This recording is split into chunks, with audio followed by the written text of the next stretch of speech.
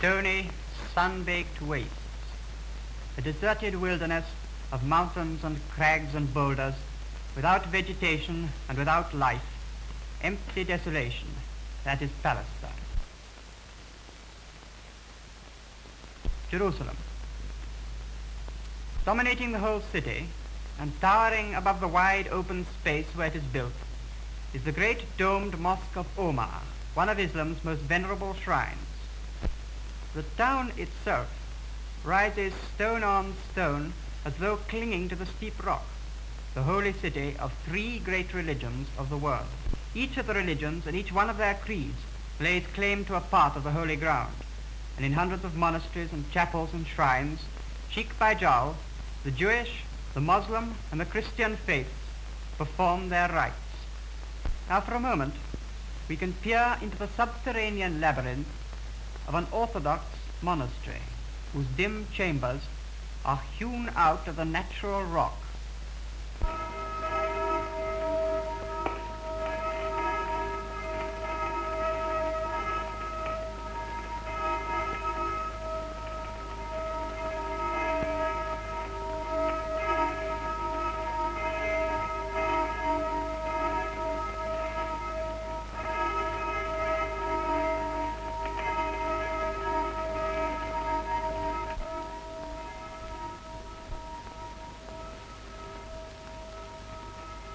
Behind the Mosque of Omar is the Wailing Wall, where the Jews still lament the fall of Solomon's ancient empire, which the Romans destroyed nearly 2,000 years ago.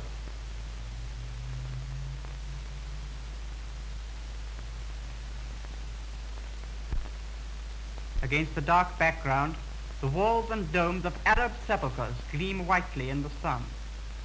The progress of civilization has in no way changed the life of the Arab population of Palestine.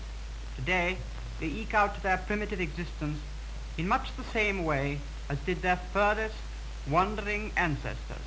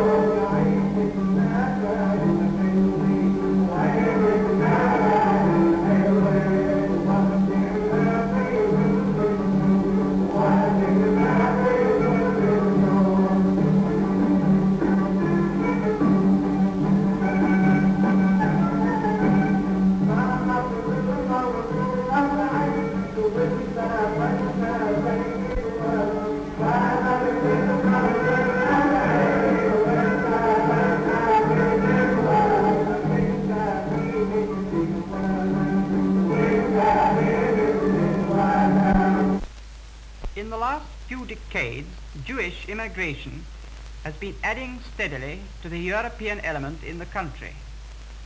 Israelites are returning from practically every country in Europe, from England, from France and Belgium, from Germany, Poland, and Russia. At first, they exist as best they can under canvas. But then they begin to build their own houses. And one after the other, the new buildings rise till they form big colonies together.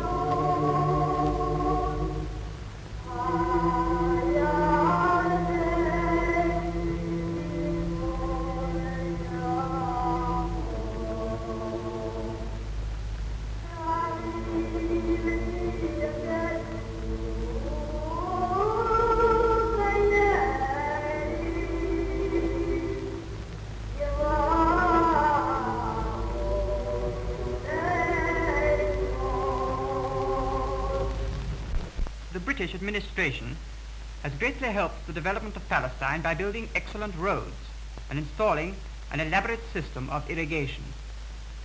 For what this parched country with centuries of neglect behind it needs most of all is water, and where water flows, the soil displays an almost unbelievable fertility and turns the land again to what once it was, a land flowing with milk and honey.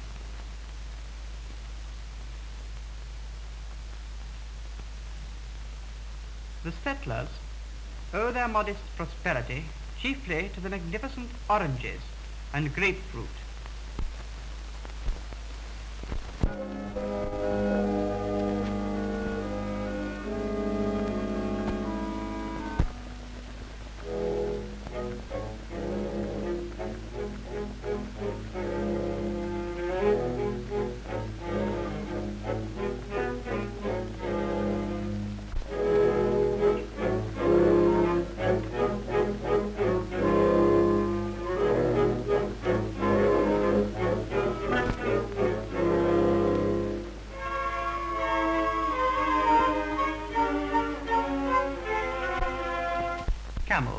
Camels. They transport sand from the coast for the construction of an astonishingly modern town, Tel Aviv.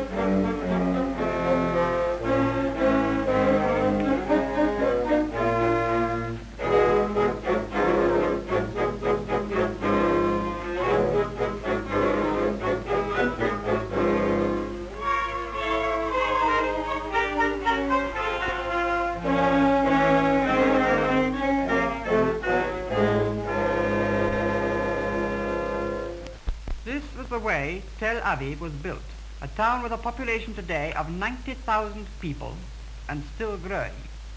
There are new buildings and whole streets of houses, always in process of construction. Tel Aviv owes its quick development to the immense orange plantations that surround it for miles and miles, thriving on soil that not long ago was bare, barren desert.